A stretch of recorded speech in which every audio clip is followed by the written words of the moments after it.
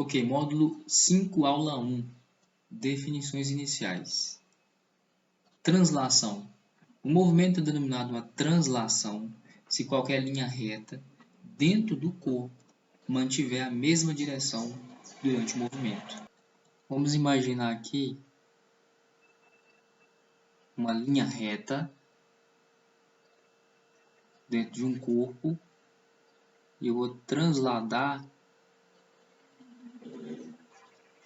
esse corpo fazendo esse movimento aqui.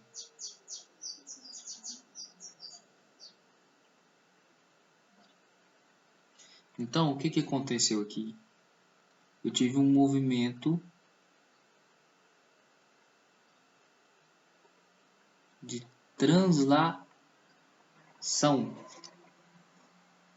Esse é o movimento de translação. O corpo estava nesse ponto inicial. Vou chamar aqui A1, B1, A2, B2, A3, B3. Então ele sai do A1, B1, vai para A2, B2 e do A2, B2, A3, B3, ele translada no espaço, certo? Esse movimento, eu estou supondo aqui, obviamente, que essa linha reta, ela está dentro do corpo, né? Como indicou aqui a definição, certo? Então, esse movimento de translação é chamado de translação retilínea. Então, podemos escrever o seguinte, isso aqui é uma translação retilínea. Retilínea.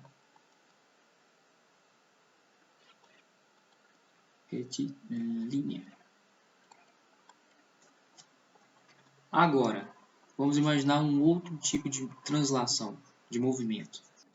Então, poderíamos imaginar um movimento curvo, ok? Que não deixa de ser caracterizado como uma translação. Então, poderíamos ter esse tipo de movimento aqui.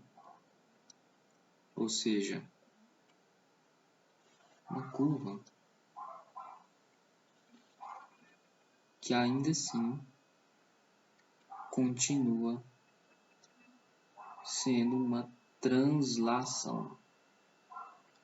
Só que agora é uma translação curva, ok?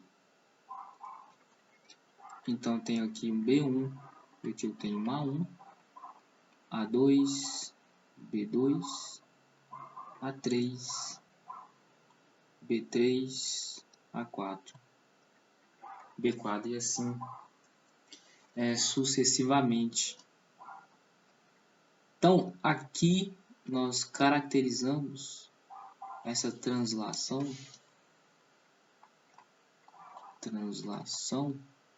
de uma translação curvilínea. Curvilínea.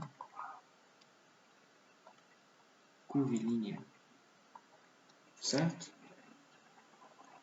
Então tá aí os dois tipos de translação. Lembrando que a direção aqui, né, como pode ser visto, ela nunca muda, mesmo sendo uma curva, como aqui também. Então a reta dentro desse corpo, eu estou falando que essa reta está dentro de um corpo qualquer, ela permanece ou ela mantém a mesma direção durante o movimento. Beleza? Tá, agora, rotação em torno de um eixo fixo. Deixa eu ler aqui a definição. Nesse movimento, as partículas que constituem o corpo rígido movem-se em planos paralelos ao longo de círculos centrados em um mesmo eixo fixo. Tá. Como que eu poderia analisar esse movimento? Então, se nós imaginarmos, vamos botar aqui um eixo fixo,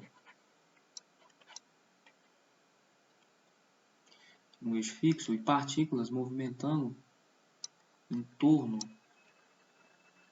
desse eixo fixo. Lembrando que esse corpo é um corpo fixo, né? Um corpo rígido, aliás. Então eu tenho aqui um eixo fixo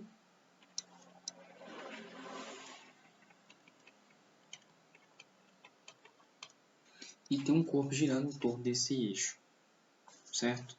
Então essas partículas aqui, elas se movimentam em planos, que eu vou chamar de plano, deixa eu chamar plano 1, plano 2, plano 3, e esses planos aqui, eles são paralelos, ok? Então, esse movimento aqui, ele é referenciado como um movimento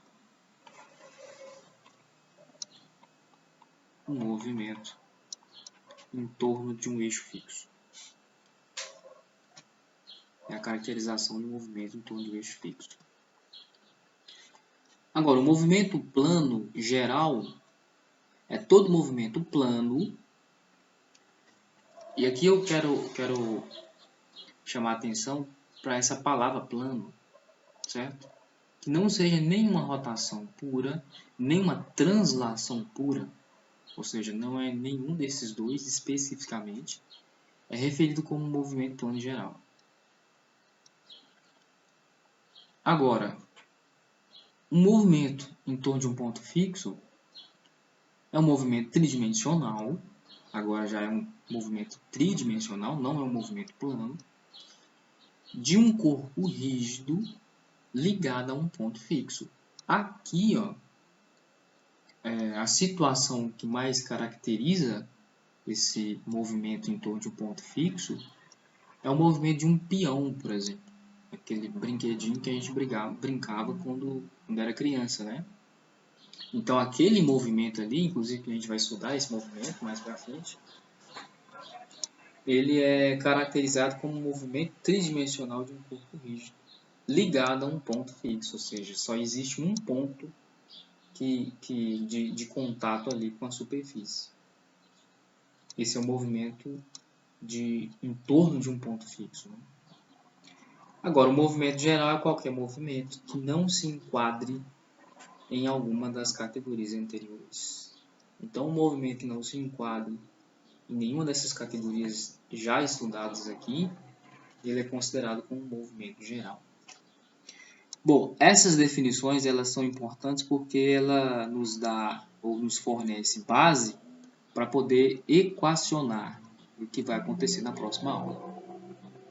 Então, a gente continua na próxima aula. Até mais.